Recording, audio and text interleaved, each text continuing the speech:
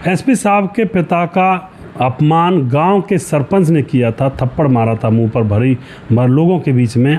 और फिर एसपी साहब ने जो किया दोस्तों रुला देने वाली कहानी है। वीडियो को लास्ट तक देखा करें।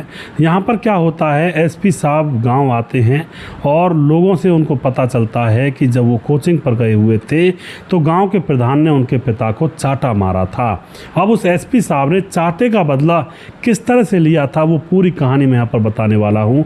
बहुत ही इंटरेस्टिंग कहानी है और इन कहानियों से नए नए बच्चों को सीख लेनी चाहिए, जो आज के दौर में कहीं किसी से थोड़ी बहुत लड़ाई हो जाती है तो मरने मारने को उतारू हो जाते हैं, जबकि जवाब दूसरे तरीके से भी दिया जा सकता है, जैसा कि जवाब यहाँ पर एसपी साहब ने दिया था उस सरपंच को अपने पिता के अपमान का। तो चलिए कहानी को स्टार्ट करते हैं, वीडियो को लास्ट तक ज़रूर देखिएगा। नमस्कार, मैं हूं सुदेश कुमार। यह घटना उत्तर प्रदेश के एक छोटे से गांव के अंदर घटित होती है, जहां पर अमर सिंह नाम का एक किसान जो कि खेतीबाड़ी किया करता है। 4 एकड़ ज़मीन है, ना ज़्यादा अमीर है ना ज़्यादा गरीब है। घर में पत्नी है, 2 बेटे हैं, एक बड़ा एक छोटा। और जो किसान अमर सिंह है अपने बच्चों को पढ़ाना लिखाना चाहता है, लेकिन इसका बड़ा बेटा जो है उसका मन पढ़ाई में नहीं लगता है, तो अपने पापा से कहता है बाबा मैं पढ़ाई नहीं करूँगा, मैं तो आपके साथ खेतीबाड़ी करूँगा। अब जो बच्चा पढ़ना ही नहीं चाहता तो माँ बाप उसको कैसे पढ़ा दे। पिता कहता ठीक है बेटा तेरे बस का नहीं है तो। लेकिन जो छोटा बेटा था वह अपने पिता की इस बात को मान जाता है और कहता है कि बाबा मैं बड़ा अफसर बन के दिखाऊंगा आपको, आप चिंता मत करो। तो छोटे बेटे के नंबर 10वीं में, 8वीं में, 12वीं में और कॉलेज में बहुत अच्छे अच्छे नंबर आए थे और अब वह दिल्ली चला जाता है कोचिंग लेने के लिए, पढ़ने के लिए। उसका पिता उसके लिए खर्चा पानी भेजता रहता है। इतने ज़्यादा गरीब नहीं थे, गांव में मध्यवर्ती परिवार था, सम्मानित परिवार था, खेतीबाड़ी भी थी। तो अब इस तरह से बच्चा पढ़ने के लिए दिल्ली चला जाता है, बड़ा बेटा अपने घर पर ही रह जाता है। अब गांव में सरपंची के इलेक्शन आने लगते हैं, जो यूपी में कहते हैं प्रधानी के चुनाव। तो प्रधानी के चुनाव जब गाँव में होने लगते हैं तो उसके बाद गांव के अंदर 2 प्रधान खड़े होते हैं। अब गांव के अंदर प्रधानी के इलेक्शन होते हैं और प्रधानी के इलेक्शन में दोस्तों यूपी के अंदर तो प्रधानी का इलेक्शन कहा जाता है, लेकिन हरियाणा के अंदर सरपंची का चुनाव कहा जाता है। तो गांव के अंदर से 2 सरपंच पद के उम्मीदवार खड़े होते हैं और जो ये अमर सिंह था यह एक सरपंच की तरफ हो जाता है और उसके लिए यह एक तरह से प्रचार करने लगता है। और सरपंच का प्रचार इतना अच्छे से करता है अमर सिंह, क्योंकि अमर सिंह को पूरा गाँव सम्मान की दृष्टि से देखा करता था और वह बात वाला इंसान था, उसकी बातें लोग माना ज़्यादा करते थे। तो अब सरपंच जो अमर सिंह होता है उसके कहने पर गांव के ज़्यादा तादाद में लोग उसके सरपंच की वोट दिया करते हैं, दे देते हैं। तो अब क्या होता है, रिजल्ट आता है, अमर सिंह जिस सरपंच की तरफ था वो सरपंच जीत जाता है। मगर जो अपोजिट में सरपंच था उसको यहाँ पर कहीं ना कहीं मिर्ची लग चुकी थी।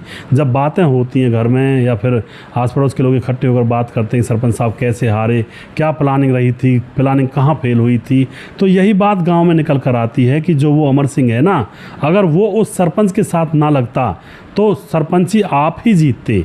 उसकी ज़्यादा जानकारी, मतलब गांव के लोग ज़्यादा मानते हैं उसको और उसके कहने पर लोग चलते हैं, तो इसलिए उस सरपंच की जीत हुई है और तुम्हारी हार हुई है। अब तो जो सरपंच हारा था उसके मन में एक नफ़रत भर जाती है और अमर सिंह से वह बदला लेना चाहता है। वहीं पर बैठा हुआ कह देता है कि अमर सिंह की तो किसी दिन ऐसी बेइज्जती करूँगा, मैं उसको उसकी नानी याद दिला दूँगा। अब यह बात वहाँ अपने घर में कही जाती है, लेकिन दोस्तों आपको पता है दीवारों के भी कान हुआ करते हैं।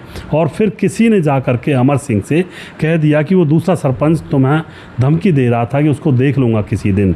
अब अमर सिंह जो कि गांव में प्रतिष्ठित आदमी था, सरपंच के बराबर ही था वैसे जाने माने में, यानी कि लोगों के यहाँ सम्मान में। तो अब अमर सिंह कहता है कि मैं देखता हूँ उसको कैसे मेरी बेइज्जती करता, मैं ही उसकी बेइज्जती कर दूँगा। और अमर सिंह को पता नहीं था कि इससे आगे कुछ हो जाएगा, वो सिर्फ यही सोच रहा था कि शायद थोड़ी बहुत कहासुनी हो जाएगी। और वह उस सरपंच के घर पे दरवाजे पर जाकर उससे बुरी भली कहने लगता है कि तुमने समझा क्या था, क्या मैं किसी सरपंच का समर्थन ना करूं? जैसे तुम्हारा समर्थन और लोगों ने किया है ऐसे मैंने उस सरपंच का समर्थन किया है। ये तो मेरी आज़ादी का काम है, मेरी आज़ादी थोड़ी छीन सकते हो तुम लोग। इस तरह की वह उनसे बुरी भली कहने लगता है। लेकिन जो सरपंच था वह अंतर मन से भरा हुआ बैठा था अमर सिंह से। वह घर से बाहर निकलता है और बातों ही बातों में उसके मुँह पर थप्पड़ मार देता है। अब जब यह थप्पड़ लगता है अमर सिंह के मुँह पर तो उसके लिए बहुत बुरी बात थी, क्योंकि दोस्तों वह गांव के अंदर प्रतिष्ठित आदमी था, और जब मुंह पर थप्पड़ लग जाता है तो अब सारी चीज़ें, सारी सीमाओं से परे हो जाती हैं सारी बातें। अमर सिंह को लगता है कि यार अब यहाँ पर मैं झगड़ा करूँगा तो मेरा बेटा जो कि एसपी की तैयारी करने के लिए, पढ़ने के लिए गया है, उसकी नौकरी में बाधा आ सकती है। तो अब वह इस मामले को बिल्कुल यहीं पर दफन कर देना चाहता है, और वह ऐसा दिखाता है और लोगों को कि उसको थप्पड़ नहीं मारा, लेकिन थप्पड़ लगा था तो गांव के और लोगों ने उसको देख लिया था। लेकिन अब अमर सिंह करे क्या, ठीक है, जिसने देख लिया सो देख लिया, चुपचाप वहाँ से अपने घर आ जाता है, बस इसी वजह से कि बेटे का कैरियर ख़राब हो जाएगा, और कहता है वरना तो मैं इसको देख लेता। चुप आ जाता है। उसके बड़े बेटे को गाँव में किसी ने बता दिया कि तुम्हारे पिता के मुँह पर सरपंच ने थप्पड़ मारा है, लेकिन बड़ा बेटा कहता है पापा मैं अभी देखता हूँ जाकर।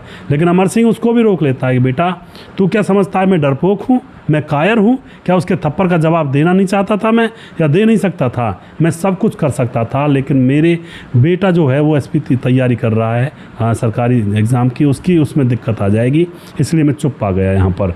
बड़ा भाई बेटा जो होता है वह भी रुक जाता है।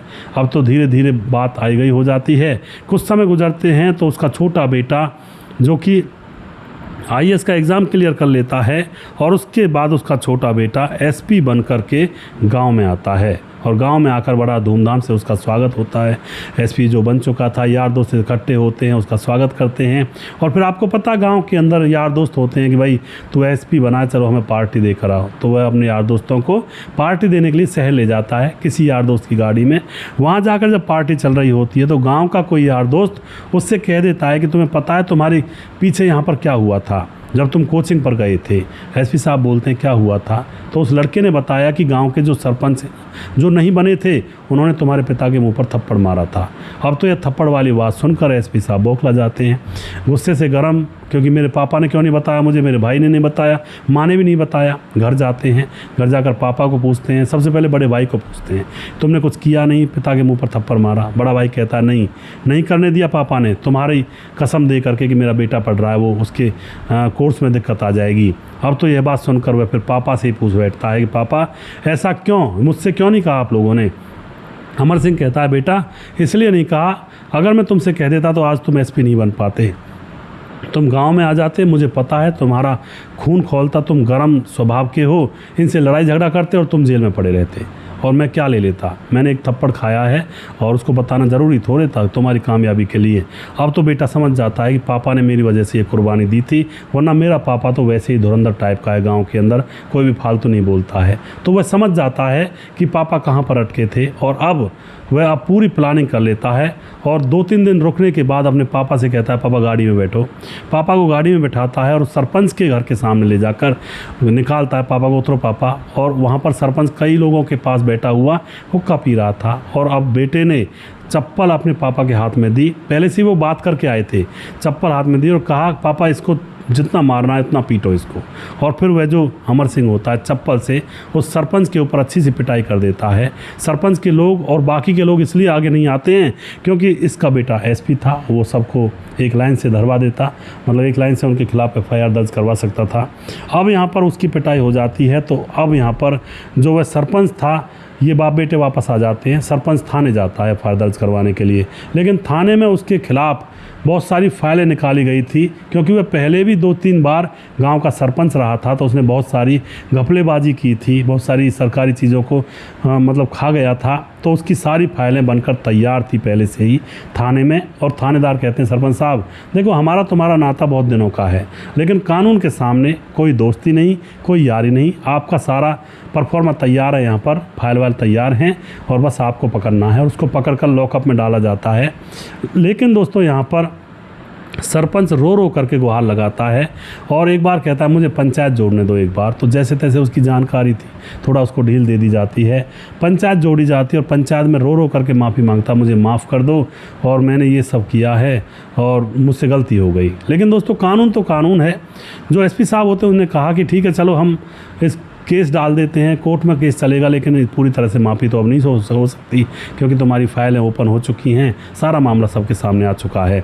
तो इस तरह से एक बेटे ने अपने पिता के अपमान का बदला इस तरह से लिया। और मैं यही कहना चाहता हूँ बार बार हर कहानी में, अगर बच्चों को अपने माँ बाप का बदला लेना है या फिर किसी से बदला लेना है, तो आज के दौर में तो खून खराबा कर देते हैं, मैं बंदूक से बदला लूँगा, ये कर दूँगा, वो कर दूँगा। ऐसे नहीं, बदला लेना है तो पढ़ करके किसी ऊंचे पद पर पहुंच करके बदला लें, यानी कि अपनी बुद्धि से बदला लें, ना कि वो जानवरता यानी कि जो वैसी दरिंदा लोग बन जाते हैं, एक दूसरे का कत्ल कर देते हैं, ऐसे बदला ना लें। लेना है तो अपनी बुद्धि से और अपनी कामयाबी से बदला लें। तो आपको ये कहानी कैसी लगी अपनी राय कमेंट बॉक्स में लिख सकते हैं। और कहानी ये थोड़ी छोटी थी, कोई दिक्कत नहीं, अगली कहानी और बड़ी होगी। और वीडियो के लास्ट में कुछ भाइयों के नाम ज़रूर लेना चाहूँगा जो हमारे वीडियोज़ को देखते हैं, हमें सपोर्ट करते हैं। हमारे साथ हैं रामलाल लड्ढा जी। श्रीमान जी, इसमें पूरी गलती सतीश सब इंस्पेक्टर की है, और इसमें सिर्फ अपना रौब दिखाने के लिए पवन के साथ बहुत गलत किया। और जो पवन अब एसपी है, नियम अनुसार भ्रष्ट थानेदार के खिलाफ कार्रवाई कर रहा है, जो बिल्कुल उचित है, समय बर्बाद होता है। जी बिल्कुल रामलाल जी, आप सही कह रहे हैं। समाधान पाटिल जलगांव महाराज से कमेंट करते हैं, कहते हैं भाई साहब तुम दोनों भाई ने लोगों को जागरूक किया है, बहुत बहुत धन्यवाद, बहुत बहुत धन्यवाद जी। घनश्याम यादव कमेंट करते हैं, सद्दाम अंसारी भिवांडी से कमेंट करते हैं, धीरज बनवाल लगातार कमेंट करते हैं, जैसे को तैसा मिला, बहुत सुंदर कहानी, बहुत बहुत धन्यवाद जी। प्रवीण बघेल शिवपुरी से कमेंट करते हैं, सुजीत कुमार कमेंट करते हैं, कन्हैया सेठ कमेंट करते हैं, उसके बाद गणेश सोनी कमेंट करते हैं, स्वपंडे कमेंट करते हैं, घनश्याम यादव दोबारा से, और उसके बाद प्रवीण बघेल दोबारा से, और जी उसके बाद हमारे साथ हैं कपिल देव प्रजापति कमेंट करते हैं, समाधान पाटिल के साथ साथ राम गोसाई लगातार कमेंट करते हैं, और उसके बाद हमारे साथ कमेंट करते हैं सूरज डीओ फिजी से लगातार हमारे साथ बने रहते हैं, और उसके बाद हमारे साथ राजेश श्रीवास्तव जी लगातार कमेंट करते हैं, खेमराज भाटी गुज्जर चिट्टी जीबी नगर यूपी 16 से कमेंट करते हैं, वनराज नामदेव कोहली लगातार कमेंट करते हैं, सूरज डीओ फिजी से कमेंट करते हैं, और राम मोहम्मद यासीन लाहौर पाकिस्तान से, राधेश्याम शर्मा सिरसी जयपुर राजस्थान से कमेंट करते हैं, और राजकिशोर चौरसिया महाबलेश्वर महाराज से कमेंट करते हैं, छगनदास खारडाबांध राजस्थान से कमेंट करते हैं, और उसके बाद हमारे साथ कमेंट करते हैं दुर्योधन भाई लगातार कमेंट करते हैं, और सुशील चौधरी हमारे भाई लगातार हमारे वीडियोज़ पर कमेंट करते हैं। और अभी भी किसी भाई का नाम रह गया हो तो उस भाई का नाम अगले वीडियो में ज़रूर लूँगा। अगला वीडियो बहुत जल्दी फिर से लेकर आऊँगा, तब तक आप खुश रहें, सावधान रहें। जय हिंद, जय भारत।